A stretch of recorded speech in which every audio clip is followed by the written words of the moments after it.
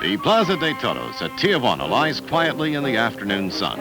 125 miles to the north is metropolitan Los Angeles. To the south is Ensenada, and 900 miles of virtually empty wilderness to conquer before arriving at La Paz. You know, in those days, that's 1967, the first Mexican 1000, Baja 1000, you had every kind of vehicle you known to mankind on this starting line. The night before, first of all, I got very little sleep. Realized that I'm going to be sitting in that car for the next 27 hours, which I didn't know at the time it's going to be that long. But as the start got closer, yeah, you plug yourself in. That's all I can say. I just once the race starts, it's race time. Vic Wilson and Ted Mangels are as well prepared for the race as any team can be, but the unpredictable road to La Paz can change the odds for anyone at any time. The daytime event part of it was very good. There's no problems there. But once the sun goes down and you're racing, I saw people standing alongside of the road that weren't there, and I saw brick walls on the road, on my road in front of me that weren't there.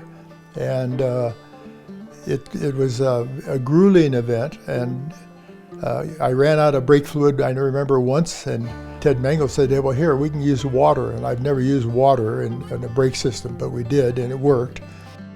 I can't even begin to compare today as it was in our day, because it was survival in our day, totally survival. The motorcycles were actually considerably ahead of me at one point in the race, down almost, not close to the finish, but quite a ways down. J.N. Roberts, who was on a motorcycle, Husqvarna, with Malcolm Smith, was actually quite a bit ahead of me at that time.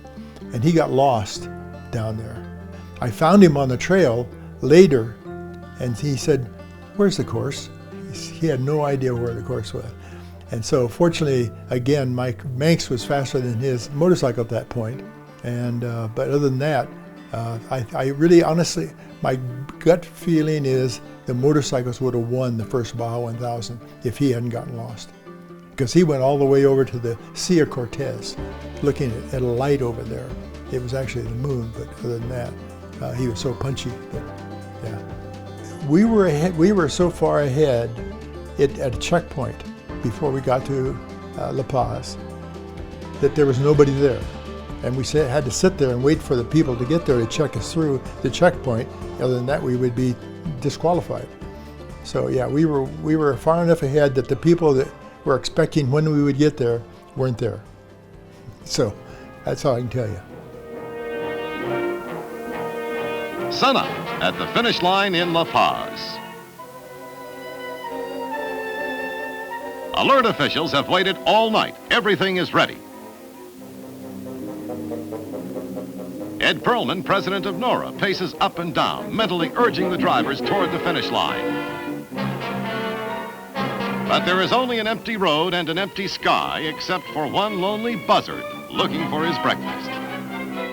Finally, by the time we gotten about 9/10 of the way down, I said, "Ted, there's no way." We'd actually hit the pavement part of the race course. The last 100 miles or so is its pavement in those days. I said, "There's no more. I have no more. You're going to have to take over from here. I'm wiped out."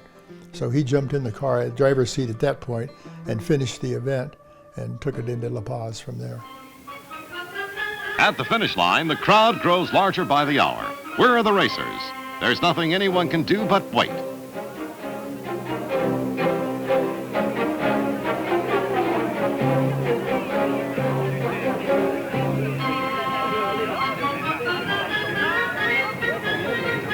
Suddenly, the waiting is over.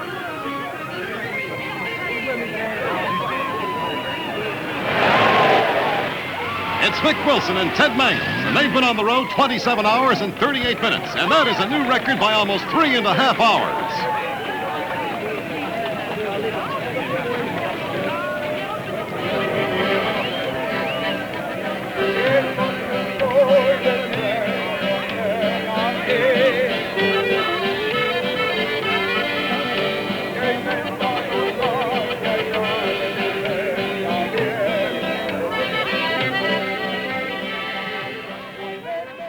so tired that it's hard to get, for me it was anyway, hard to get really up about the finish line.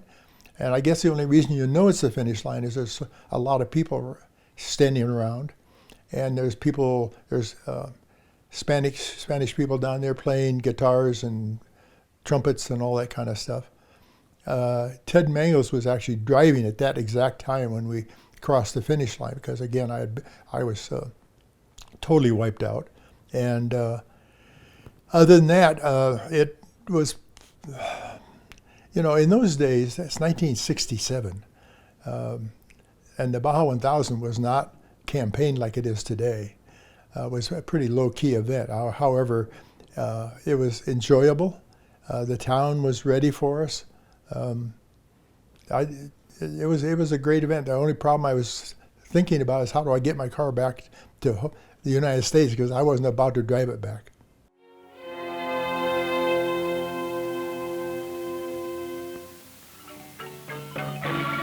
The contrast of blue water to the parched desert is hard to get used to, but after a night's sleep, the racers even begin to talk about next year. Cars with dust of 1,000 miles washed away are displayed in downtown La Paz to people who have had a hard time understanding why anyone would drive the length of Baja, California, just for the fun of it.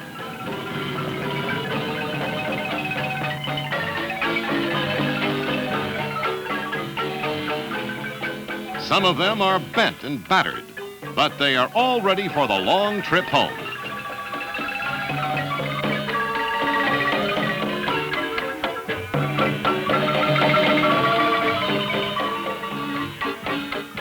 Even Snoopy atop his South with Camel Porsche made it, not as a winner, but with a spirit of tenacity which kept many of them going long after they knew they could not win.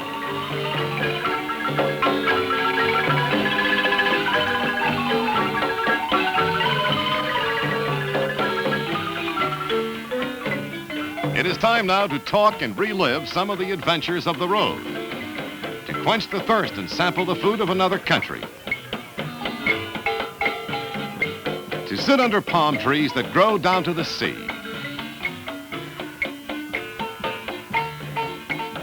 The victory banquet is held at the Los Cocos Hotel in La Paz. For Ed Pearlman, a successful first race. For Vic Wilson, a winning achievement. And for all those others who won their class or just finished, something to remember all of their lives. And what about Ack Miller? Well, they gave him the bird. He did set a new record for passenger cars from Ensenada to La Paz. Someday, when a broad, modern highway runs the length of Baja, California, these men, these conquistadores, will be remembered with the same respect as those hardy pioneers who crossed the American plains more than 100 years ago.